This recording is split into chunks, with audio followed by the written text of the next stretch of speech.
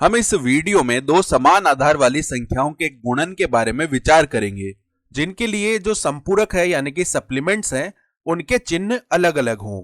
तो यहां पर हम लिख लेते हैं संपूरकों के अलग अलग चिन्ह हों। तो मान लीजिए वे दोनों संख्याएं हैं 98 और 104। तो यदि हम 98 और 104 के गुणन पर विचार करते हैं तो देखिए यह किस प्रकार से होगा। तो सबसे पहले हम इन दोनों संख्याओं के आधार पता लगा लेंगे और यहां से यह आवश्यक है कि दोनों संख्याओं के आधार एक समान हो। उसके पश्चात हम इन दोनों संख्याओं को इस प्रकार ऊर्ध्वाधर रूप से लिख लेंगे। अब हम इन दोनों संख्याओं के लिए संपूरक यानी कि सप्लीमेंट्स लिख लेंगे। तो 98 के लिए जो संपूरक है वह हो जाएगा 98 माइनस 100 यानी कि माइनस का 2, और 104 के लिए संपूरक होगा प्लस का 4। तो देखिए अब हम यह गुणन किस प्रकार से करेंगे। यहां से आप एक बात का ध्यान दीजिए, 98 और 104 बाईं ओर है और -2 तथा +4 दाईं ओर है।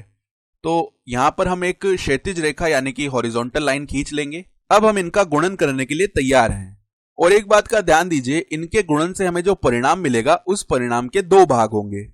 उसका पहला भाग एक संपूरक तथा अन्य संख्या को जोड़ने या संयोजित करने से मिलेगा तथा उस परिणाम का दूसरा भाग दोनों संपूरकों के गुणनफल से मिलेगा। तो यहां पर हम यह संपूरक +4 ले लेते हैं और यह संख्या 98 ले लेते हैं। तो इनका योग हो जाएगा 102। तो यहां पर आप 102 लिख लेंगे पहले, यह हमारा पहला भाग बन गया है। और आप इसे ऐसे भी समझ सकते हैं, 104 प्लस में यदि हम -2 करें तो वहां से भी 102 ही आएगा। तो दोनों ही स्थितियों में ये 102 बनने वाला है। और इसके बाद देखिए यहां पर आधार है 100, तो इसमें 2 जीरो हैं, तो इसके पश्चात यहां पर हम 2 जीरो लिख लेंगे। अब अगले चरण में हम -2 और +4 का गुणन कर देंगे। तो यहां से माइनस का 8 आ जाएगा।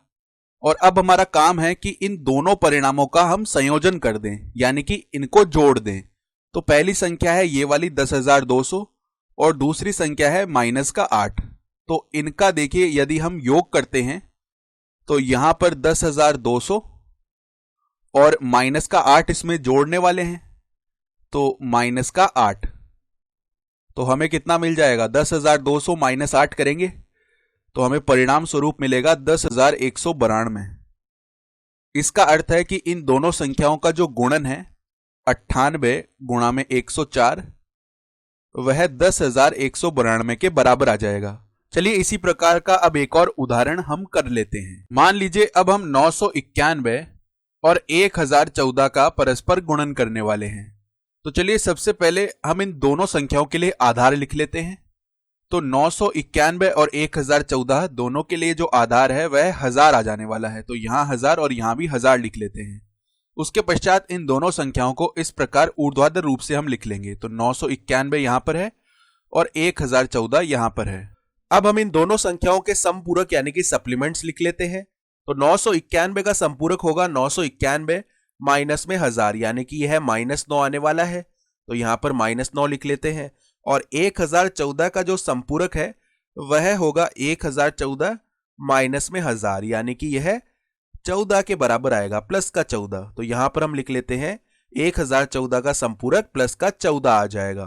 तो इसके पश्चात देखिए जो परिणाम है उसका एक भाग हम पूर्ण कर सकते हैं, जो कि किस प्रकार आने वाला है, संख्या तथा जो विपरीत संपूरक है उनके संयोजन से आने वाला है। तो 991 और इसमें जोड़ देंगे प्लस का 14, या दूसरे शब्दों में कहें तो 1014 माइनस में 9 करेंगे, उससे भी हमें वही परिणाम मिलने वाला है। तो यह आ जाएगा 1005। उसके बाद देखिए हमारा आधार है 1000 जिसमें 3 जीरो हैं। तो हमें यहां पर 3 जीरो इस प्रकार से लिखने पड़ेंगे। अब अगले चरण में हम इन दोनों संपूरकों का आपस में गुणन कर देंगे। तो देखिए -9 गुणा में 14 ये कितना बन जाएगा, माइनस का 126। तो माइनस हम ऐसे लिख लेते हैं और 126 को यहां पे लिख लेंगे। अब अगले चरण में हम इन दोनों परिणामों को आपस में जोड़ देंगे, यानी कि एक तो हमारे पास इस प्रकार से यह संख्या है और इस संख्या में हम माइनस का 126 जोड़ रहे हैं। तो देखिए यहां से हमें मिल जाएगा 10,04,874। तो इस प्रकार से हमने इसको लिख लिया। अब मैं यह कह सकता हूं कि 991 गुणा में 1014 ये बराबर आ रहा है 10,04,874 के। और एक बात ध्यान दीजिए, हमने इन दोनों संख्याओं को इसलिए घटाया है क्योंकि संपूरकों के चिन्ह अलग अलग हैं।